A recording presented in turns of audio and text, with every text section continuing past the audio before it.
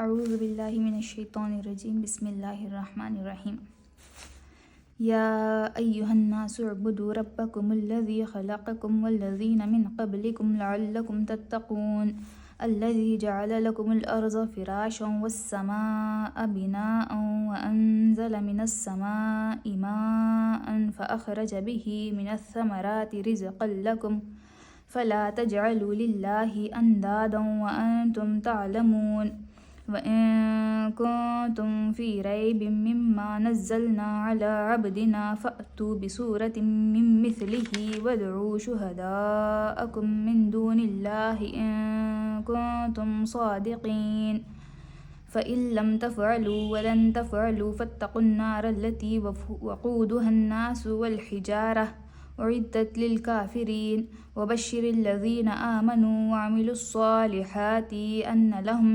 جنات تجري من تحتها الأنهار كلما رزقوا منها من ثمرة الرزق قالوا هذا الذي رزقنا من قبل وأتوا به متشابها ولهم فيها أزواج مطهرة وهم فيها خالدون ان اللہ لا یستحیی ان یضرب مثلا ما بعوضة فما فوقها فأما الذین آمنوا فیعلمون انہ الحق من ربهم وأما الذین کفروا فیقولون ماذا اراد اللہ بہذا مثلا یضل به کثیرا ویہدی به کثیرا وما یضل به الا الفاسقین الذين ينقضون عهد الله من بعد ميثاقه ويقطعون ما أمر الله به أن يوصل ويفسدون في الأرض أولئك هم الخاسرون.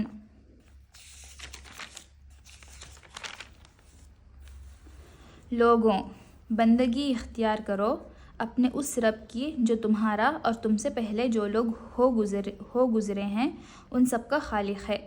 تمہارے بچنے کی توقع اسی صورت سے ہو سکتی ہے. وہی تو ہے جس نے تمہارے لیے زمین کا فرش بچھایا، آسمان کی چھت بنائی، اوپر سے پانی برسایا اور اس کے ذریعے سے ہر طرح کی پیداوار نکال کر تمہارے لیے رزق مہم پہنچایا. پس جب تم یہ جانتے ہو تو دوسروں کو اللہ کا مد مقابل نہ ٹھہراؤ.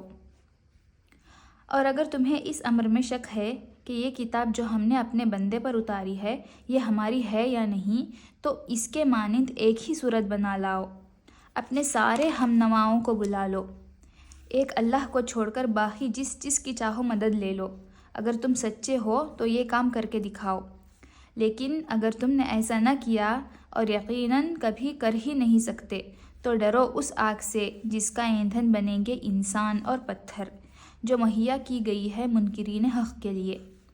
اور اے پیغمبر، جو لوگ اس کتاب پر ایمان لے آئیں اور اس کے مطابق اپنے عمل درست کر لیں، انہیں خوشخبری دے دو کہ ان کے لیے ایسے باغ ہیں جن کے نیچے نہریں بہتی ہوں گی. ان باغوں کے پھل صورت میں دنیا کے پھلوں سے ملتے جلتے ہوں گے. جب کوئی پھل انہیں کھانے کو دیا جائے گا تو وہ کہیں گے کہ ایسے ہی پھل اس سے پہلے دنیا میں ہم کو دیے جاتے تھے. ان کے لیے وہاں پاکیزہ بیویاں ہوں گی اور وہ وہاں ہمیشہ رہیں گے. ہاں، اللہ اس سے ہرگز نہیں شرماتا کہ مچھر یا اس سے بھی حقیر تر چیز کی تمثیلیں دے. جو لوگ حق بات کو قبول کرنے والے ہیں وہ انہی تمثیلوں کو دیکھ کر جان لیتے ہیں کہ یہ حق ہے جو ان کے رب ہی کی طرف سے آیا ہے.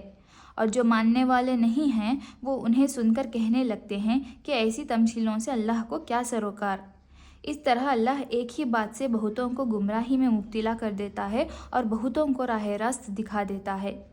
اور گمراہی میں وہ انہی کو مبتلا کرتا ہے جو فاسق ہیں، اللہ کے عہد کو مضبوط باندھ لینے کے بعد توڑ دیتے ہیں. اللہ نے جسے جوڑنے کا حکم دیا ہے اسے کاٹتے ہیں اور زمین میں فساد برپا کرتے ہیں. حقیقت میں یہی لوگ نقصان اٹھانے والے ہیں. لوگوں، اگرچہ قرآن کی دعوت تمام انسانوں کے لیے عام ہے، مگر اس دعوت سے فائدہ اٹھانا یا نہ اٹھانا لوگوں کی اپنی آمادگی پر اور اس آمادگی کے مطابق اللہ کی توفیق پر منحصر ہے. لہٰذا پہلے انسانوں کے درمیان فرق کر کے واضح کر دیا گیا کہ کس قسم کے لوگ اس کتاب کی رہنمائی سے فائدہ اٹھا سکتے ہیں اور کس قسم کے لیے نہیں اٹھا سکتے۔ اس کے بعد اب تمام نوع انسانی کے سامنے وہ اصل بات پیش کی جاتی ہے جس کی طرف بلانے کے لیے قرآن آیا ہے۔ بندگی اختیار کرو اپنے اس رب کی جو تمہارا اور تم سے پہلے جو لوگ گزرے ہیں ان سب کا خالق ہے۔ تمہارے بچنے کی توقع اسی صورت ہو سکتی ہے، یعنی دنیا میں غلط بینی و غلط کاری سے اور آخرت میں خدا کے عذاب سے بچنے کی توقع۔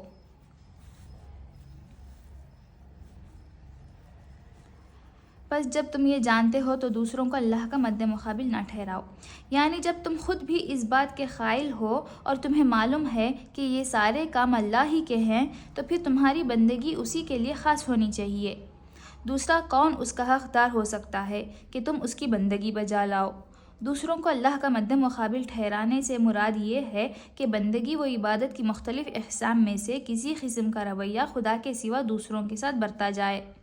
آگے چل کر خود قرآن ہی سے تفصیل کے ساتھ معلوم ہو جائے گا کہ عبادت کی وہ اقسام کون کون سی ہیں جنہیں صرف اللہ کے لیے مخصوص ہونا چاہیے، اور جن میں دوسروں کو شریک ٹھہرانا وہ شرک ہے جسے روکنے کے لیے قرآن آیا ہے۔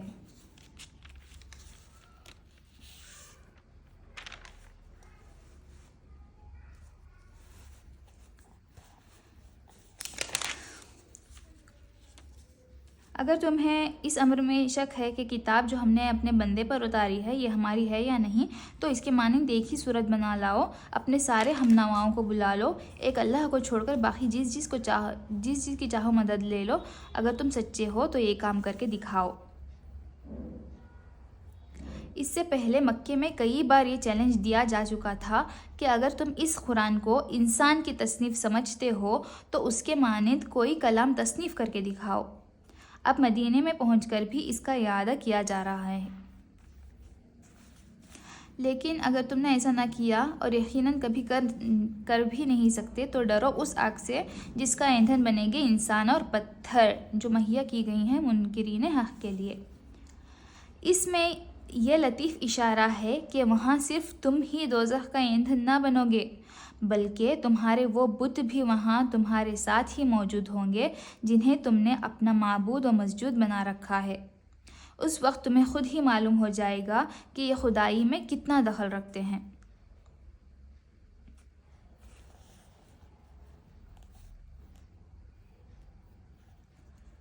اور اے پیغمبر، جو لوگ اس کتاب پر ایمان لے آئیں اور اس کے مطابق اپنے عمل درست کر لیں انہیں خوشخبری دے دو کہ ان کے لیے ایسے باغ ہیں جن کے نیچے نہریں بہتی ہوں گی۔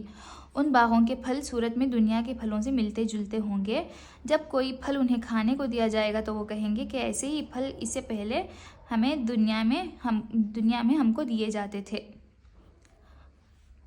یعنی نرالے اور اجنبی پھل نہ ہوں گے جن سے وہ نامانوس ہوں، شکل میں انہی پھلوں سے ملتے جلتے ہوں گے جن سے وہ دنیا میں آشنا تھے، البتہ لذت میں وہ ان سے بدرجہ زیادہ بڑھے ہوئے ہوں گے۔ دیکھنے میں مثلاً آم اور انار اور سنترے ہی ہوں گے۔ اہل جنت ہر پھل کو دیکھ کر پہچان لیں گے کہ یہ آم ہے اور یہ انار ہے اور یہ سنترا، مگر مزے میں دنیا کے آموں اور اناروں اور سنتروں کو ان سے کوئی نسبت نہ ہوگی۔ ان کے لیے وہاں پاکیزہ بیویاں ہوں گی اور وہ وہاں ہمیشہ رہیں گے۔ عربی متن میں ازواج کا لفظ استعمال ہوا ہے جس کے معنی ہیں جوڑے، اور یہ لفظ شوہر اور بیوی دونوں کے لیے استعمال ہوتا ہے۔ شوہر کے لیے بیوی زوج ہے اور بیوی کے لیے شوہر زوج، مگر وہاں یہ ازواج پاکیزگی کی صفت کے ساتھ ہوں گے۔ اگر دنیا میں کوئی مرد نیک ہے اور اس کی بیوی نیک نہیں ہے تو آخرت میں ان کا رشتہ کٹ جائے گا اور اس نیک مرد کو کوئی دوسری نیک بیوی دے دی جائے گی۔ اگر یہاں کوئی عورت نیک ہے اور اس کا شوہر بد، تو وہاں وہ اس برے شوہر کی صحبت سے خلاصی پا جائے گی اور کوئی نیک مرد اس کا شریک زندگی بنا دیا جائے گا۔ اور اگر یہاں کوئی شوہر اور بیوی دونوں نیک ہیں تو وہاں ان کا یہی رشتہ ابدی و سرمدی ہو جائے گا۔ ہاں، اللہ اس سے ہرگز نہیں شرماتا کہ مچھر یا اس سے بھی حقیرتر کسی چیز کی تمثیلیں دے۔ یہاں ایک اعتراض کا ذکر کیے بغیر اس کا جواب دیا گیا ہے۔ قرآن میں متعدد مقامات پر توضیح مدعا کے لیے مکڑی، مکھی، مچھر وغیرہ کی جو تمثیلیں دی گئی ہیں ان پر مخالفین کو اعتراض تھا کہ یہ کیسا کلام الہی ہے جس میں ایسی حقیر چیزوں کی تمثیلیں ہیں۔ وہ کہتے تھے کہ اگر یہ خدا کا کلام ہوتا تو اس میں یہ فضولیات نہ ہوتیں۔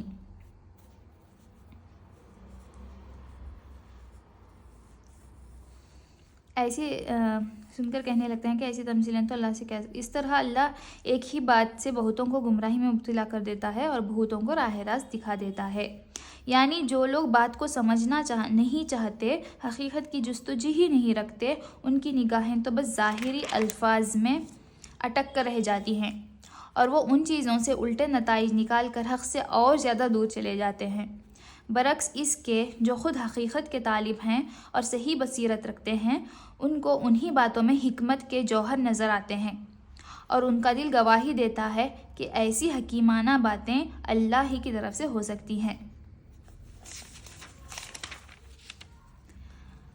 اور گمراہی میں وہ انہی کو مبتلا کرتا ہے جو فاسق ہیں۔